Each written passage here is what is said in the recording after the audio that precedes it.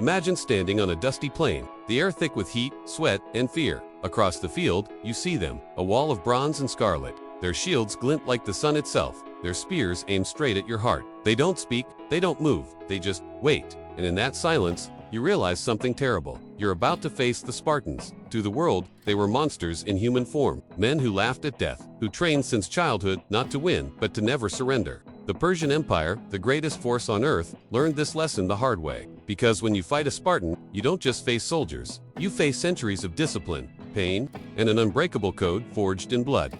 They were bred for war, molded by cruelty, and baptized in fear. To them, mercy was weakness, retreat was disgrace, and death was simply another form of victory. So when the mighty Persian army came with hundreds of thousands of men, they believed they could crush a few hundred Greek warriors standing in their way. But at a narrow mountain pass called Thermopylae, the world would witness the impossible. A handful of Spartans, led by their king Leonidas, would turn defiance into legend. This is the story of why it sucked to fight the Spartan warriors, and how they became the Persian Empire's worst nightmare, long before the world called them warriors. Sparta was just a small city-state, hidden in the rugged mountains of Greece. No golden temples, no poets or philosophers, just stone, sweat, and survival. Sparta had no walls, because its people were the walls. Every man, every boy, every heartbeat existed for one purpose: war. From the moment a child took his first breath, the state decided his fate. If he was weak or deformed, he was left to die on the cold slopes of Mount Tegetus. Brutal. Yes, but in Sparta, weakness wasn't just shamed, it was erased. At age 7, boys were torn from their families and thrown into the Agoge state-run training program that turned children into weapons. No comfort, no affection, no mercy, just discipline, hunger, and endless pain. They learned to fight, to steal, to survive without pity. If caught stealing food, they weren't punished for the theft. They were punished for being caught. The message was clear. In Sparta, failure was worse than death. The Agoge didn't just build soldiers, it built a mindset: obedience, endurance, silence. A Spartan boy learned never to cry, never to complain, and never to show fear, even as his body broke. When the rest of Greece taught philosophy, Sparta taught pain. When others dreamed of glory, Sparta dreamed of discipline. By the time a Spartan turned 20, he was no longer considered a man. He was considered a weapon of the state, and his first loyalty wasn't to his family. It was to his brothers in arms, the phalanx, a wall of shields so tight that no arrow, no sword, no fear could break it. Every Spartan trained to fight each man protecting the one beside him, because in that unity lay their deadliest power, the understanding that a single broken line meant total annihilation. They didn't fight for Sparta, they fought as Sparta. And that's why, when the Persian Empire came knocking, they didn't see terrified villagers or trembling soldiers. They saw an army of men born in pain, raised by fear, and ready to kill for honor, while Sparta was shaping warriors in blood and silence. 1,000 miles to the east, an empire was rising, vast, unstoppable, divine. The Persian Empire, forged by Cyrus the Great, expanded by Darius, and worshipped by millions who believed their king was chosen by the gods themselves. At its height, Persia stretched from the mountains of India to the deserts of Egypt, the largest empire the ancient world had ever seen. A land of gold, order, and absolute power. The Persian kings didn't just rule, they owned the world. And their armies, they were endless. Men from every corner of the empire, Egyptians, Babylonians, Medes, Assyrians, all fighting under one banner, one vision: to bring the world to its knees. They were organized, disciplined, and armed with the wealth of nations. Their elite warriors, the immortals, stood 10,000 strong, their ranks never broken, their numbers never fading. Because each time one fell, another immediately took his place.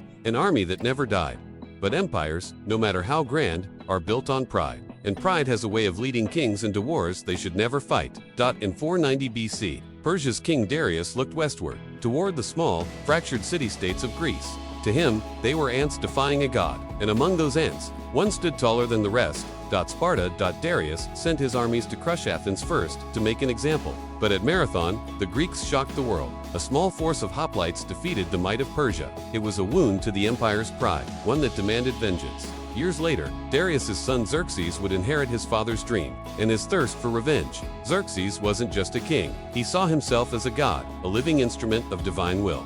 When he looked at Greece, he didn't see a nation. He saw a challenge to his destiny, and so he gathered an army the world had never seen. Some say 1 million strong, men from every tribe, every tongue, every corner of the empire, a tide of bodies and steel. Rolling westward like a storm, he built bridges of boats across the sea, carved roads through mountains, and carried his empire's fury to the very gates of Greece.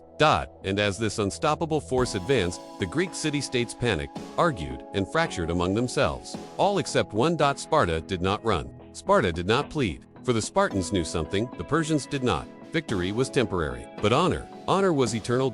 And so, as Xerxes prepared his invasion, a single Spartan king was sharpening his blade, ready to face the storm that would decide the fate of Greece and the legend of Sparta. His name was Leonidas. In the summer of 480 BC, the earth trembled. From the north came an army so vast, it blotted out the horizon. The ground shook beneath their feet, the air filled with dust and dread. Xerxes, king of kings, had arrived. His forces, a river of men, horses, and war machines, poured into Greece. They burned villages, crushed resistance, and left silence in their wake. Every Greek city feared what was coming. Every city except one. In the mountains of the Peloponnese, Sparta stood unmoved. Their king, Leonidas, had already made his choice. He knew that Sparta's laws forbade sending the full army during the sacred festival of Carneia. But Leonidas didn't need an army. He needed a message. He gathered 300 of his finest warriors, each with sons to carry on their names. He told them, "We march to defend Greece. And to die well." These men didn't ask why. They didn't ask when. Because in Sparta, death in battle wasn't a tragedy. It was an honor. They marched north to a narrow mountain pass, Thermopylae, the hot gates. It was the perfect place for the impossible. A small strip of land between the mountains and the sea, where numbers would mean nothing, and courage would mean everything. When Leonidas arrived, other Greek allies joined him, Thespians, Thebans, and a few thousand more. But in truth, everyone knew it was the Spartans who would hold the line. Then came the storm. The Persian scouts returned to Xerxes, laughing. Only a few hundred men blocked the path. But Xerxes did not laugh for long. He sent his best, the Medes, and they fell. He sent more waves upon waves, and they broke against the Spartan wall. For 2 days, the Persians hurled everything they had. Arrows darkened the sky, but the Spartans fought in the shadows and struck back with fire. Their phalanx, a wall of shields and spears, held firm like a living machine. Every time a Spartan fell, another stepped forward without hesitation. They fought not for victory, but for immortality. Xerxes could not believe it. His endless army, humiliated by 300 men, he demanded they surrender their weapons. Leonidas answered with 2 words that would echo through time: molon labor, come and take them. But betrayal would seal their fate. A Greek traitor named Ephialtes revealed a hidden mountain path, one that would allow the Persians to flank the Spartans. Leonidas knew what that meant. Death was coming. He gathered his men before dawn, told the allies to retreat. Only the Spartans, and a few hundred loyal Greeks, stayed behind. They chose to fight to the end, to buy Greece one more day of freedom. That is, the sun rose over Thermopylae, the Spartans prepared their final stand. No fear, no surrender, just steel, blood, and silence. They charged one last time into the endless tide, cutting through Persians until their spears shattered. Then fighting with swords, then with hands, then with teeth. When Leonidas finally fell, surrounded by thousands of enemy corpses, the Spartans still fought over his body, refusing to let it be taken, refusing to bow. The Persians won that day, but it didn't feel like victory. They had faced men who feared nothing, not even death. And the story of those 300 would ignite all of Greece, because sometimes you don't need to win the battle to win immortality. When the dust settled at Thermopylae, the mountains ran red. Thousands lay dead, Persians and Greeks alike. But among the bodies, something far greater was born, a legend. The Persians had won the battle, but the price was something Xerxes could never measure: the illusion of invincibility. The world now knew. The gods did not always stand with kings. Sometimes, they stood with 300 men who refused to kneel. In the years that followed, Xerxes pushed deeper into Greece. Cities burned, temples fell, and Athens itself was left in ashes. But the flame that Leonidas lit did not die. That story spread, whispered by survivors, carved into stone, sung by poets. A tale of courage so absolute that even defeat became a weapon. While Persia advanced, Greek unity, once fragile and fractured, began to harden. City-states that once bickered and betrayed each other now stood side by side, because Thermopylae had shown them what it meant to fight not for land, but for freedom. A year later, at Salamis, the Greeks struck back, their navy crushing Xerxes' fleet. Soon after, at Plataea, Spartan warriors once again led the charge, this time to victory. And with that, the mighty Persian Empire began to crumble in Greece. Its dream of conquest burned away by the fire that started at Thermopylae. For Sparta, the legend became their immortality. They didn't just win glory, they redefined what glory meant. Centuries later, warriors from every nation would whisper their name before battle. Generals studied their discipline, philosophers debated their code, and poets called them something beyond men. They called them immortal, but the truth is darker. Sparta's strength came at a terrible cost. A society built on fear, on slavery, on sacrifice. They lived for war, and died for it. And when there were no more wars to fight, their fire slowly faded into history. Yet their story remains, not as a tale of conquest, but as a warning and an inspiration that courage, real courage, isn't found in victory, it's found in standing when you know you cannot win and doing it anyway.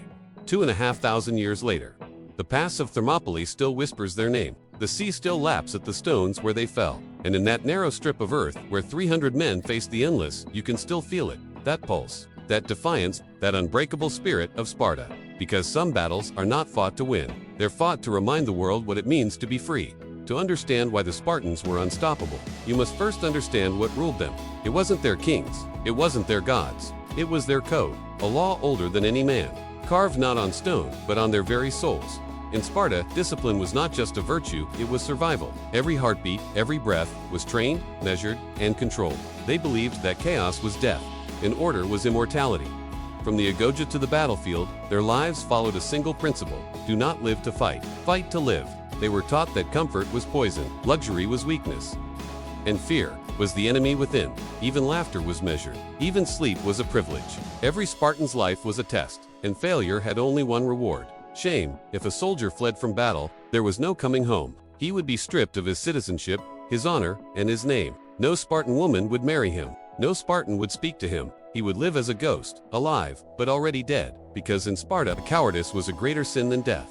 But there was beauty in that brutality. It created something the world had never seen, a brotherhood so strong that no fear could divide it.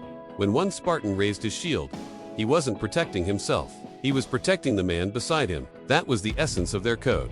You fight for your brother, or you die together. The phalanx wasn't just a formation, it was a living symbol of unity, of faith in one another. Every man knew, if you break the line, you don't just doom yourself. You doom your brothers. That's why they could stand before armies 10,000 strong and not flinch. Because fear is born in isolation, and Spartans were never alone.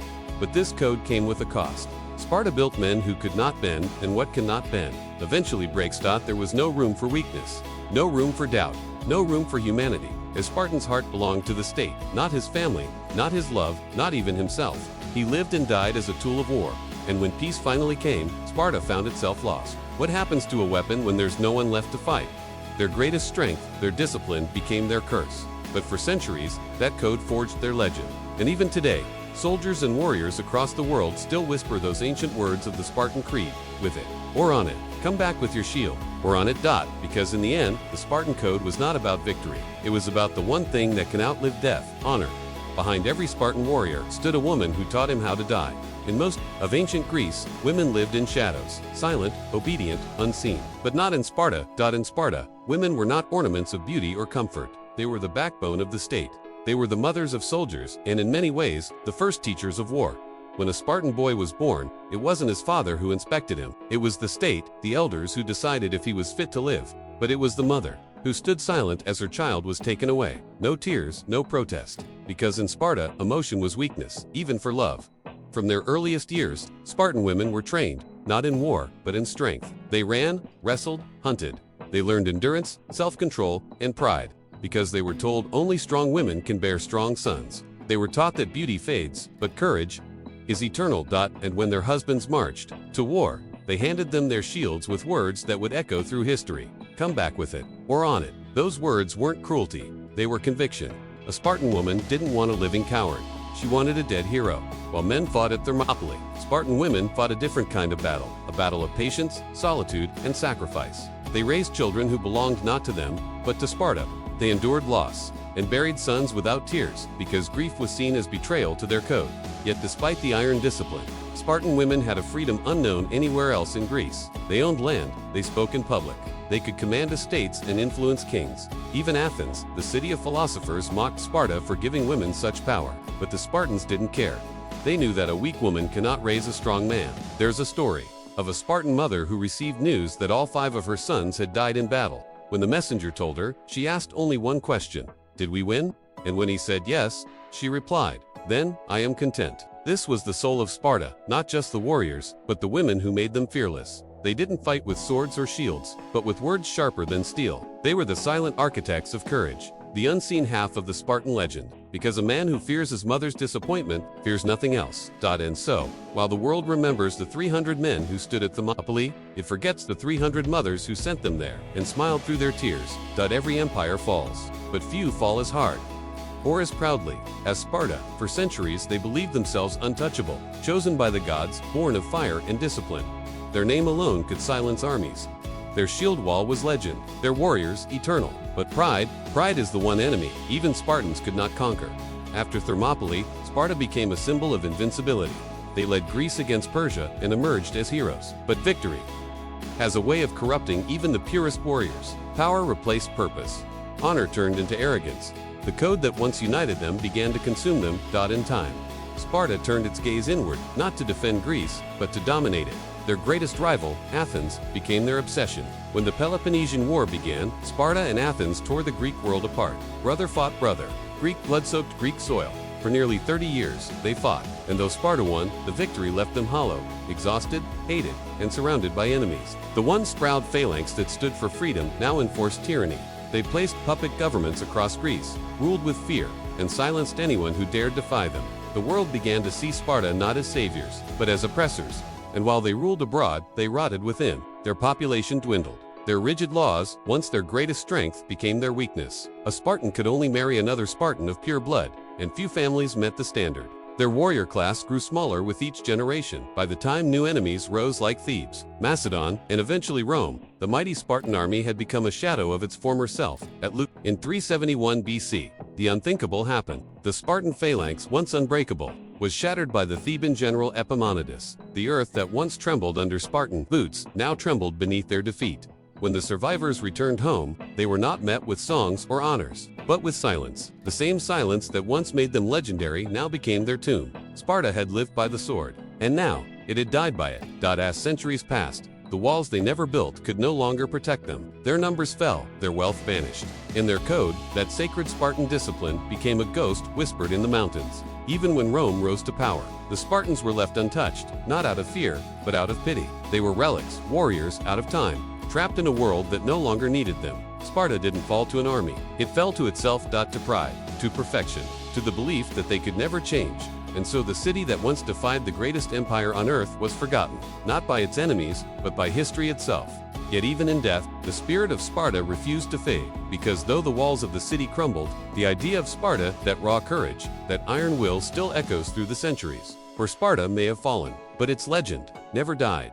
The Spartans are gone. Their city is dust. Their temples, silent. And yet their spirit still walks among us. From the deserts of the Middle East, to the frozen forests of Europe, to the steel decks of aircraft carriers, the code of Sparta still breathes. In every soldier who dares to stand when others fall. Thousands of years have passed since Leonidas drew his last breath at Thermopylae, but his words, molten labor, still echo in the hearts of warriors. Come and take them. That defiance, that unbreakable will, became more than a battle cry, it became a philosophy. Today, armies across the world train with the same ideals the Spartans died for: discipline, unity, endurance, and sacrifice. When a Marine crawls through mud, when a pilot faces the sky, knowing they may not return, when a soldier shields his brother in battle, he is living the code of the Spartan.